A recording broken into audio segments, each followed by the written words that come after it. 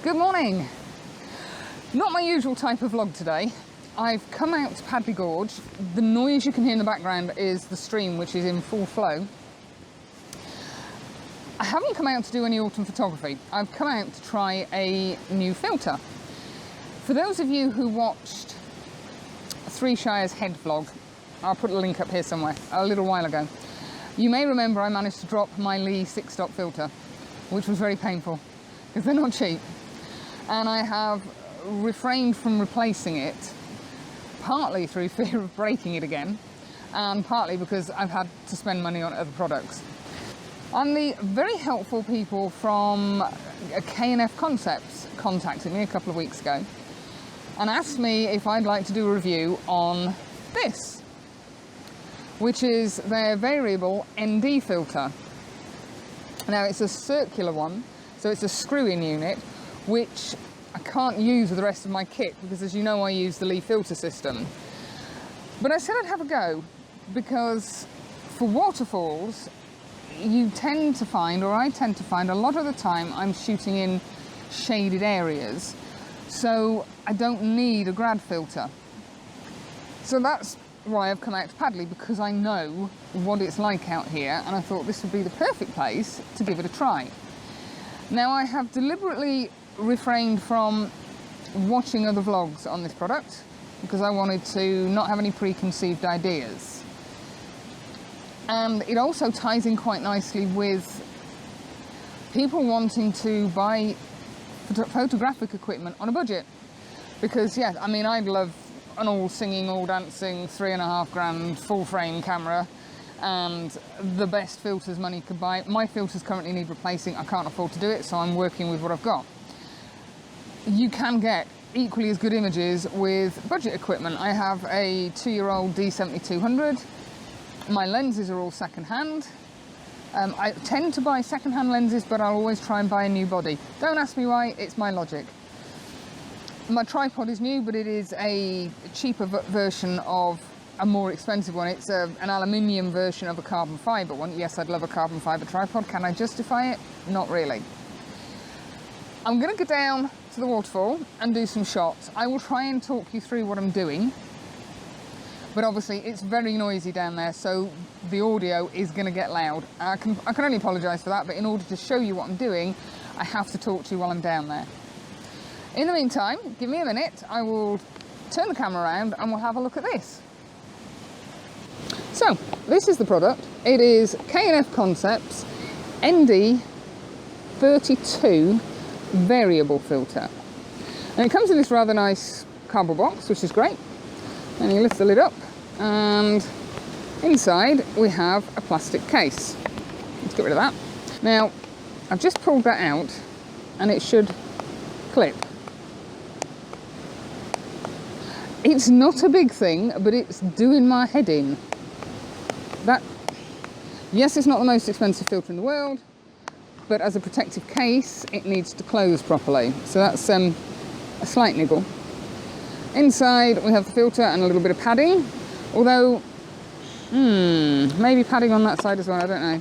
Even with, oh no, with the filter out, it closes properly. Okay, let's get rid of that. Still, where are we? I'm not sure if you're going to be able to make this out, but we have little markings up there, little dots to show you how far around you are turning it for the effect that you're going to get in the water, or sorry, on the water when you're shooting. Now, I'm not sure if I can do this without dropping it, but the idea is you twist. So that's it at its clearest, and then as you turn it round, you can see it starting to get darker, and there, that is as dark as it gets, which, as I say, I think that's equivalent to about a 4 or a 5 stop. I must admit, filter strengths confuse me, but I shot with the 6 stop and I don't think this is quite as strong. The rear of it is just a screw-in cap, or a screw-in thread there. It actually feels quite a solid piece of kit. It's nice and smooth, the actual action. So yeah, we'll see how we get on with it. I am a little bit limited with what I can shoot, because as I say, it doesn't fit my filter kit, but it is perfect for this particular scenario. Whether I could use it in an open scenario with not a great contrast between the sky and the ground area, be that water, you can probably get away with it on long exposure seascapes, because there isn't a huge variance between the brightness of the sky and the water. Whether you get away with using it on somewhere like the Lake District, where you've got hills and then you've got a bright sky, and that's a different kettle of fish. I think I would then need an ND grad, which would mean investing in another filter kit, which I'm really not up for doing. I need to replace my Lee filters, admittedly. I have looked at the case filters, but again, they're even more expensive than the Lee. So anyway, I digress. I'm going to go off and have a shoot. It is very noisy down there, but I need to be able to show you what I'm doing and the results that I'm getting. And then we'll come back and have a catch up. Let's see how we get on. So that's the image or the composition that I've gone for. It is very basic because all I'm doing is trying out the filter. So as I say, we have the filter set at minimum.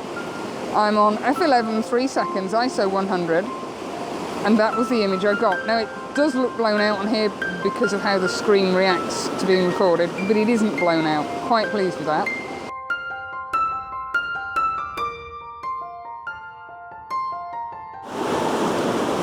Right, so that's where we were at before, and I'm now going to just turn the filter again to its next notch. So I'm going to up that to, I don't know, 6 seconds? Maybe 7. Keeping everything else the same, F11, and we've got 8 seconds.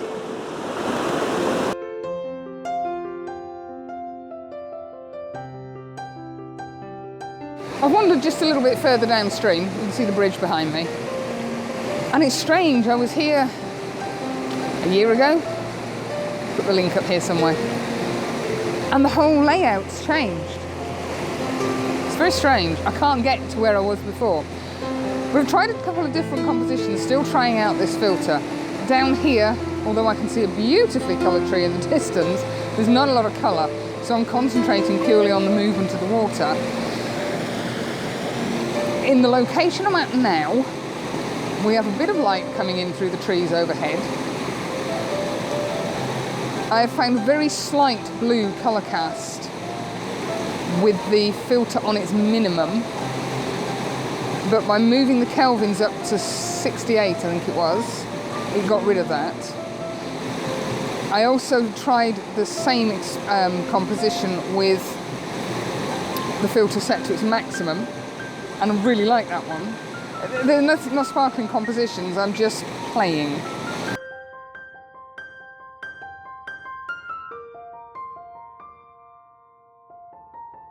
And I've now focused on another composition, so let me turn you around.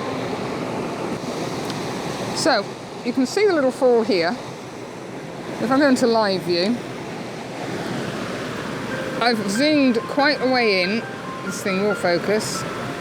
That's probably as good as it's going to get. And I'm just concentrating on the waterfall itself with a little bit of greenery around here. Now, I have got that set at 2 seconds, f11, ISO 100, and I have the ND filter at its minimum. So let's see what happens with that.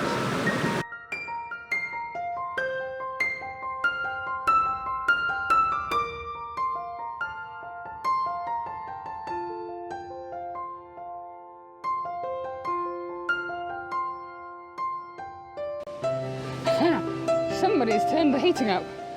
Crikey, it's warm. I've got about 4 layers too many on here. Oh. So I've had a good wander downstream. I've come back up. I've been playing all the way down. Because the water is so loud, it really is difficult to talk to you down there. But I am impressed with this. If I can find a way to make it compatible with the Lee system, I'm on to a winner. I really don't want to have to go and buy a complete new filter holder system just for this. The other issue is using the circular grads, or the screw-in grads rather, they're not always, the grad line, excuse me, isn't always where you want it to be, or certainly not where I want it to be. So for me, the screw-in system isn't quite so useful as the Lee system. So I'm going to have a good look into whether I can adapt this, and if I can, job sorted. I don't need a Lee little stopper anymore. I say the only bugbear is that. She's driving my OCD insane. But yeah, really good piece of kit that. I'm very impressed. And a bit of a shout out to Kevin. I've just been wandering back up and I bumped into a jolly nice chap called Kevin. And we stood and had a chat for a few minutes about various things, including full frame. And I don't shoot full frame. I have no real desire to go full frame. I don't see the benefits of it for me. There's a huge outlay. There is upgrades on your lenses. I have 2 lenses that would be compatible with it, but my go-to, which is the 17-55, wouldn't fit. So it's not only the initial outlay on the camera, it's the upgrades on your lenses. I don't make money from my photography. If I was Thomas Heaton, then maybe yes, full frame would be the way to go. But certainly the D7200 is way better than I am still. I'm going to wear it out before I get better than it is. But anyway, I'm digressing. This filter, I would have no hesitation in recommending it, definitely. It's going to stay in my bag until such times as I really can't live without the filters that go on top with the grads on it. I did miss the polarizer, but I know you can get a screw-in polarizer. I might invest in the screw-in polarizer from these guys on the basis of how good this is. So yes, as I say, I won't ever recommend anything I haven't used. I've pointed out the flaws and there's only 2 that I can see. So yeah, good bit of kit. So that's it, bit different to my normal vlogs. The autumn colour is kind of in full flow, but there's still a bit to go. So maybe the next couple of weeks we'll see the real onset of the autumn colours. And I shall be out and about again. So thanks for watching. Have a great weekend, and I'll catch up with you next Sunday. Bye for now.